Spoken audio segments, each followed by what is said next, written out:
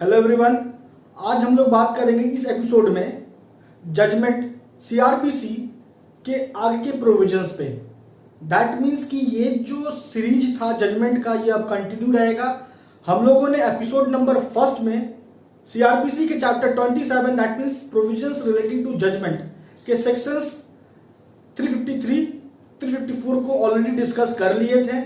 अगर आपने वो प्रीवियस एपिसोड मिस किया है जजमेंट से रिलेटेड जो काफी इंपॉर्टेंट है, तो उस एपिसोड का उस लेक्चर का लिंक आपको मिल जाएगा डिस्क्रिप्शन बॉक्स में। और आज के एपिसोड का जो टॉपिक है वो है जजमेंट के आगे के प्रोविजंस। आज हम लोग बात करेंगे सेक्शन 355 पे 355 जो काफी महत्वपूर्ण भी है। मैं आपको 355 से जुड़े हुए हर एक महत्वपूर्ण बात को आज इस लेक्चर में बताऊंगा। तो आज के लेक्चर को शुरू करें उसके पहले अगर आप अभी तक हमारे चैनल पे नए हो तो इंतजार मत करो, जल्दी से जाओ, नीचे रेड कलर का सब्सक्राइब बटन है, आप उसको क्लिक जरूर करो, चैनल को सब्सक्राइब करो, बेल आइकन दबाओ ताकि डेली लेक्चर आपको मिले। अगर आपको कोई भी समस्या है लॉ से जुड़ा हुआ तो आप मुझे बेझिझक कमेंट बॉक्स में कमेंट जरूर करो। तो चलिए बिना समय गवाए स्टार्ट करते हैं आज के लेक्चर को।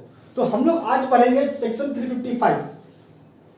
सीआरपीसी का जो सेक्शन 355 है वो बताता है मेट्रोपॉलिटन मजिस्ट्रेट के जजमेंट के बारे में। तो मेट्रोपॉलिटन मजिस्ट्रेट के जजमेंट के बारे में हम लोग जाने उसके पहले मैं आपको मेट्रोपॉलिटन मजिस्ट्रेट और मेट्रोपॉलिटन मजिस्ट्रेट जो होता है मेट्रोपॉलिटन एरिया में होता है, तो इन सभी विषयों पे मैं आपको पहले जानकारी देता हूं जो काफी महत्वपूर्ण है। मैं आगे बढ़ूं उसके पहले हर बार की तरह आप लोगों से एक अनुरोध है, रिक्वेस्ट है कि अपने पास नोटबुक जरूर रखिए और जो भी बोर्ड में लिखा होता है आप उसको उस वक्त ही राइट डाउन कर लीजिए। तो मेट्रोपॉलिटन मजिस्ट्रेट जब भी होगा तो मेट्रोपॉलिटन एरिया में ही होगा। तो मेट्रोपॉलिटन एरिया को सीआरपीसी के कौन कौन से सेक्शंस में डिफाइन किया गया है, तो इसके लिए पहले हम लोग इंटरप्रिटेशन क्लाउज को देखते हैं। इंटरप्रिटेशन क्लाउज जो है सेक्शन 2, वो सेक्शन 2 का जो क्लाउज के है वो बताता है मेट्रोपॉलिटन एरिया के बारे में। तो क्लाउज के सेक्शन 2 के अकॉर्डिंग मेट्रोपॉलिटन एरिया उस एरिया को कहेंगे जिसका जिक्र सेक्शन 8 में किया गया है सीआरपीसी का। तो सेक्शन 8 में प्रोविजंस है मेट्रोपॉलिटन एरिया के बारे में। तो किस एरिया को मेट्रोपॉलिटन एरिया कहा जाएगा? सीआरपीसी जो 1974 से लागू हुआ, सीआरपीसी के कमेंसमेंट के बाद से ही किन किन एरिया को मेट्रोपॉलिटन एरिया मान लिया गया वो है बॉम्बे, मद्रास, कलकत्ता और सिटी ऑफ अहमदाबाद। ये माफ कीजिए, ये सीआरपीसी के लागू होने के बाद से ही इन 4 एरिया को मेट्रोपॉलिटन एरिया मान लिया गया सेक्शन 8 के अकॉर्डिंग सीआरपीसी का। लेकिन उसके बाद का जो प्रोविजन है सेक्शन 8 का वो कहता है कि स्टेट गवर्नमेंट किसी भी एरिया को डिक्लेयर्ड कर सकती है by notification in the official gazette as a metropolitan area.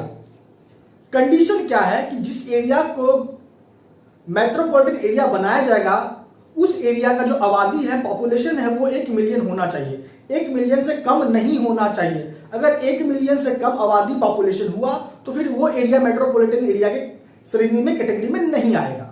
तो ये हो गया मेट्रोपॉलिटन एरिया के बारे में कुछ बेसिक पॉइंट। मेट्रोपॉलिटन एरिया तो वहां पे लॉ एंड ऑर्डर को मेंटेन करने के लिए मेट्रोपॉलिटन मजिस्ट्रेट होंगे।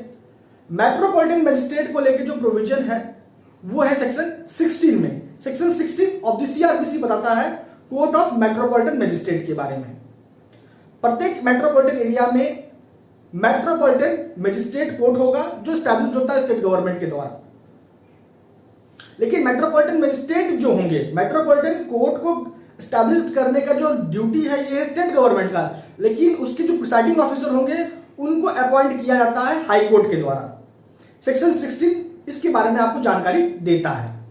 अब तीसरा पार्ट मेट्रोपॉलिटन मजिस्ट्रेट को लेकर कि मेट्रोपॉलिटन मजिस्ट्रेट का जो पावर है वो क्या है, तो इसके लिए आपको देखना होगा सीआरपीसी का सेक्शन 29।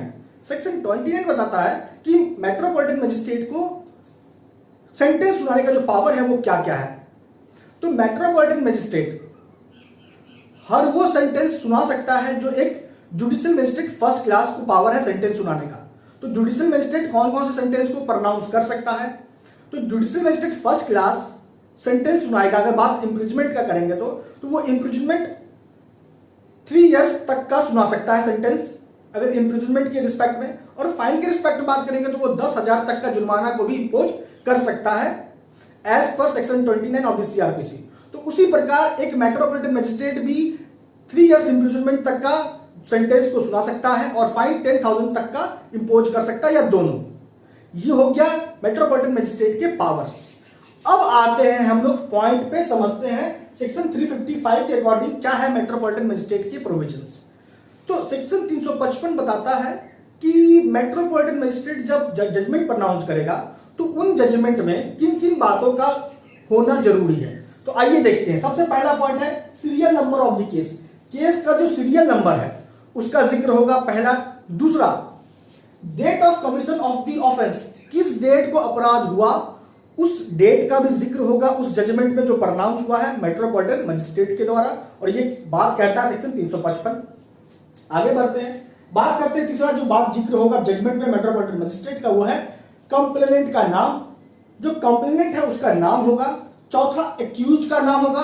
एक्यूज्ड का डिस्क्रिप्शन के बारे में जिक्र होगा, उसका हुलिया कैसा है, वो दिखता कैसा एक्यूज है, इसका जिक्र होगा उस जजमेंट में।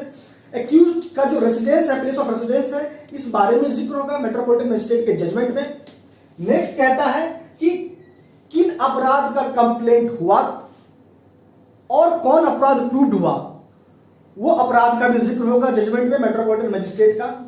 नेक्स्ट है कि अगर मान लीजिए एक्यूज्ड प्ली ऑफ गिल्ट करता है तो एक्यूज्ड के प्ली ऑफ गिल्ट का भी जिक्र होगा। अगर वो अपना गुनाह कबूल करता है तो उसके गुनाह कबूलनामा का भी जिक्र होगा मेट्रोपॉलिटन मजिस्ट्रेट के जजमेंट में, अगर करता है तो। उसके साथ साथ जो एग्जामिनेशन हुआ है कि उसका, उस एग्जामिनेशन का जिक्र होगा मेट्रोपॉलिटन मजिस्ट्रेट के जजमेंट में। नेक्स्ट पॉइंट है कि जो भी फाइनल ऑर्डर प्रोनाउंस्ड हुआ है वो फाइनल ऑर्डर का जिक्र होना जरूरी है जजमेंट में मेट्रोपॉलिटन मजिस्ट्रेट के। नेक्स्ट कहता है कि वो फाइनल ऑर्डर प्रोनाउंस्ड कब हुआ, तो date of such final order, उस डेट का भी जिक्र होगा मेट्रोपॉलिटन मजिस्ट्रेट के जजमेंट में। आगे जो अंतिम बात जो बताया जाएगा मेट्रोपॉलिटन मजिस्ट्रेट के जजमेंट में वो है कि अगर मान लीजिए अगर ऐसा कोई मामला है जिससे अपील होगा, ऐसा कोई मामला है जिससे अपील होगा सेक्शन 373 के अनुसार सीआरपीसी का, या सेक्शन 374 सब सेक्शन 3 के अनुसार, तो हर उस मामले में जो भी डिसीजन आया है वो डिसीजन के पीछे का क्या वजह है, किस रीजन के आधार पे उस मामले में डिसीजन सुनाया गया था, उस रीजन का भी जिक्र होना जरूरी है मेट्रोपॉलिटन मजिस्ट्रेट के जजमेंट में। क्योंकि उस मामले का जिक्र आपको यहां यह समझना है कि उस डिसीजन के रीजन का जिक्र होना इसलिए जरूरी है मेट्रोपॉलिटन मजिस्ट्रेट के जजमेंट में, क्योंकि उस डिसीजन के खिलाफ ही अगर अपील हुआ है मेट्रोपॉलिटन मजिस्ट्रेट के कोर्ट में, या मेट्रोपॉलिटन मजिस्ट्रेट ने उस डिसीजन को सुनाया है, तो अगर उस मामले में अपील होगा 373 के अनुसार सीआरपीसी का या 374 सब सेक्शन 3 के अनुसार, तो उस रीजन का भी जिक्र होना जरूरी है जिस रीजन के आधार पर डिसीजन सुनाया गया है। यह है लास्ट कंटेंट मेट्रोपॉलिटन मजिस्ट्रेट के जजमेंट को लेके। यह है सेक्शन 355 का होल एंड सोल कंसेप्ट। तो दोस्तों अब आ चुका है लेक्चर को कंक्लूड करने का टाइम। हम लोगों ने आज इस लेक्चर में डिस्कस किया है सेक्शन 355। इससे पहले वाले लेक्चर में ऑलरेडी हम लोगों ने सेक्शन 354, 353 को डिस्कस कर लिया है। हम लोग आगे एपिसोड में डिस्कस करेंगे chapter 27 that means provision leading to judgment के आगे के सेक्शंस को। मैं आप लोगों से अंततः यही कहूंगा कि अगर आपको लेक्चर अच्छा लगा है, बात समझ में आई है, तो आप इसे अपने स्टडी रिलेटेड ग्रुप में शेयर जरूर कीजिए और आप मुझे इंस्टा पे फॉलो जरूर कीजिए। अगर आपको कोई भी पर्सनल क्वेरी है, किसी भी बात पे आपको समस्या है, अगर आप एक लॉ स्टूडेंट हो तो आपको यह समझ नहीं आता है कि कैसे हम खुद से जुडिशियल का प्रिपरेशन कर सके, कैसे खुद का नोट्स बना सके, क्योंकि नोट्स खुद का ही होना चाहिए। और अगर आप किसी मामले में किसी भी केस में फंस गए हैं तो आपको कोई भी लीगल एडवाइस, लीगल हेल्प चाहिए, तो आप मुझे इंस्टा पे फॉलो जरूर कीजिए। उसका लिंक आपको मिल जाएगा डिस्क्रिप्शन बॉक्स में, और बाकी के जो एपिसोड्स है उसका भी लिंक आपको डिस्क्रिप्शन में मिल जाएगा जो पहले वाले एपिसोड्स हैं। तो दोस्तों आज लेक्चर में इतना ही। आपका अब तक हमारे साथ बने रहने के लिए बहुत बहुत धन्यवाद।